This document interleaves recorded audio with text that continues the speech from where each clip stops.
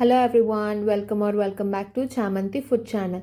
So ఈరోజు మనం ఈ వీడియోలో సింపుల్ అండ్ ఈజీ వేలో ఎగ్ కర్రీ ఇంట్లోనే ఎలా చేయాలనో చూసేద్దాం రండి. ముందుగా మనం ఎగ్స్ని బాయిల్ చేసుకోవాలి. ఇలా బాయిల్ చేసుకున్న ఎగ్స్ని పక్కన పెట్టేసుకోండి. దాని తరువాత ఒక కుక్కర్లో ఆయిల్ యాడ్ చేసుకొని ఆయిల్ హీట్ అయ్యాక ఆనియన్స్ వేసేసుకొని బాగా కలదిప్పి వేయించండి వాటిని.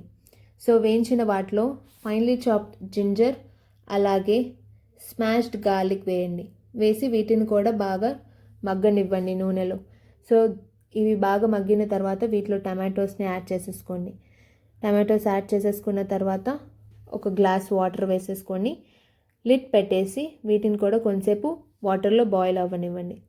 ఇలా స్మూత్ అయిపోయిన తర్వాత వీటిని మనం బాగా స్మాష్ చేసుకోవాలి. సో చూసారు కదండి, ఇలా నీట్గా అన్నిటిని స్మాష్ చేసేసుకున్న తర్వాత వీటిలో ఉప్పు, కారం, పసుపు, ధనియాల పొడి, జీలకర్ర వేసుకొని బాగా కలదిప్పండి. సో ఇలా నీట్గా ఈవెన్గా బాగా మిక్స్ చేసేయండి. మిక్స్ చేసేసి అవి డ్రై మసాలాస్ అనేవి ఆయిల్లో బాగా వేగనివ్వాలి. సో దాని తర్వాత ఆ మసాలా అంతా ఇలా బాగా కుక్ అయిన తర్వాత అది ఫ్లోట్ అవుతుంది పైన ఆయిల్ అనేది.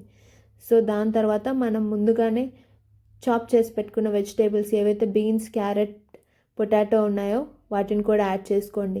ఇవే కాదండి, మీకు ఇష్టమైన వెజిటేబుల్స్ కూడా మీరు ప్రిఫర్ చేయొచ్చు ఇలా వేసుకోవడంలో. సో దాని తర్వాత బాగా మిక్స్ చేసుకోండి. దీనిలో మనం 2 cups ఆఫ్ వాటర్ యాడ్ చేసేసుకొని విజిల్కి వదిలేద్దాం.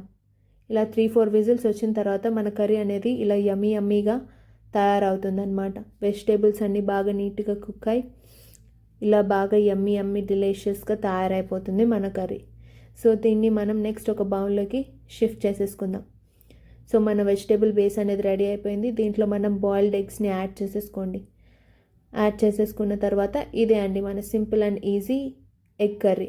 సో దీన్ని మీరు వింటర్, రైనీ డేస్లో కూడా బాగా చేసుకొని తింటే చల్లదానికి ఈ ఎగ్ కర్రీ బాగా ఉంటుంది. సో మీరు కూడా ట్రై చేసి ఎలా ఉందో కామెంట్స్లో చెప్పండి. బాయ్.